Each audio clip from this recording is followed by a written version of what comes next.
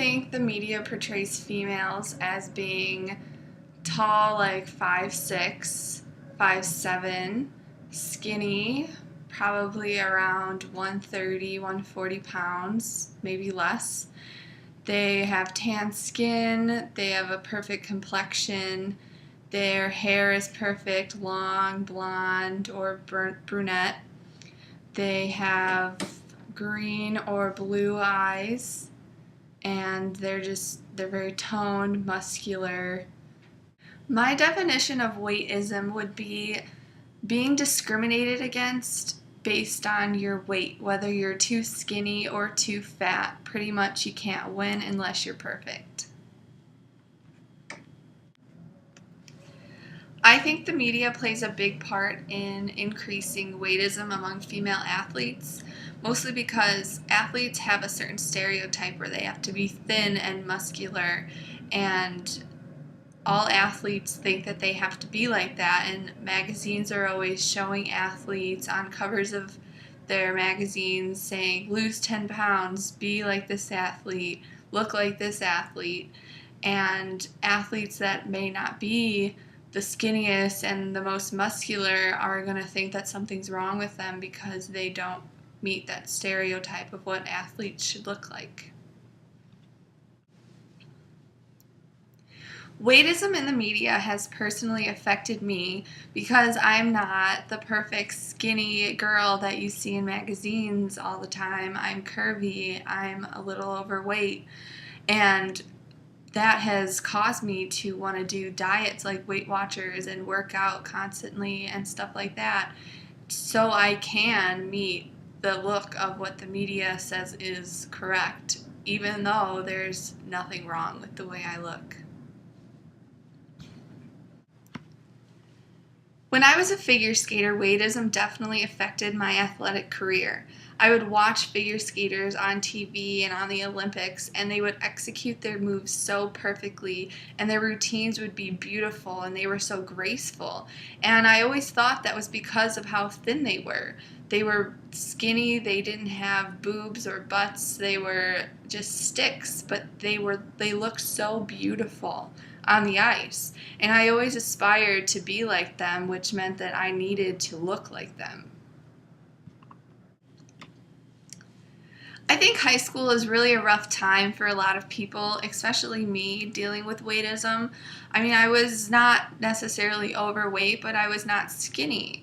And being in high school, that's a lot to deal with because you're not only being discriminated by your peers, but you're also being discriminated by yourself. High school is a time where I was trying to find myself, and that's what a lot of people go through. And the way I cope with it was I just stuck to my friends who loved me for who I was, and they supported me in my athletic career to the fullest. And that's what most people need to do. They just need to surround themselves by people that love them for who they are and aren't going to discriminate against what they look like, but mostly about their personality. When I was in figure skating, I was always told by coaches and other people that if I was skinnier, if I lost a little weight, if I was more muscular in certain areas, I would be able to execute moves better. So that made me want to diet and exercise. So I started Weight Watchers, I started eating healthier, I started exercising, got a gym membership. But the problem was I wasn't seeing results that I wanted. I wasn't becoming the sizier, I wasn't becoming the flat-chested, no-butt stick that was expected because that's not how I was made. I was made to be curvy and have curves and have boobs and have a butt and have hips. And that was really disappointing for me in high school because I didn't want that. And I knew that if I didn't have that, I would be able to do my moves better. But that's just how it is sometimes. Eating fast food as an athlete is never good, although that never stopped me because I love McDonald's. But before competitions, our coaches would always tell us to eat something healthy so we could be well rested and energized and ready to go for the competition the next day. But the thing I never understood is when you see boys, like for football games, they're always told eat a huge pasta dinner, and then we're told, oh, have a salad, have a grilled chicken. And that's just like never made sense to me, but because I don't know, it just never made sense.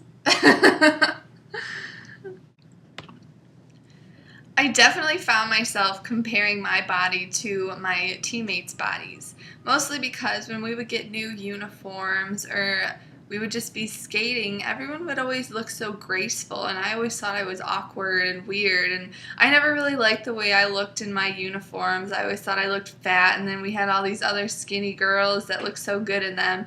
One of my best friends in ice skating was a size 0, and I was always a little jealous of her because she was always so skinny.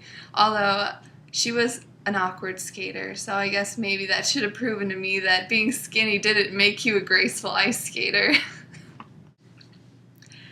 I never personally met or had the experience to deal with someone with an eating disorder, luckily for me, but I have heard a lot of stories about young athletes that have dealt with eating disorders. And I personally thought about, being bulimic, and like maybe if I just threw up a couple times after meals and got to the weight I wanted to be, I could just stop and it would be fine. But then I realized I really hated throwing up, so that was not an option for me.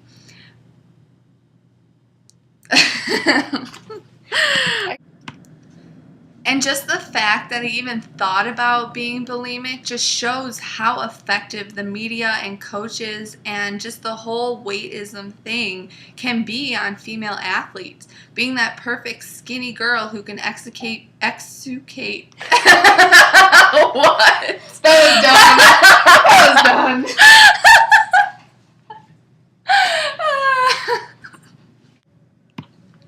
And just the fact that I even had thoughts about being bulimic just shows how effective the media and coaches and weightism can be on female athletes.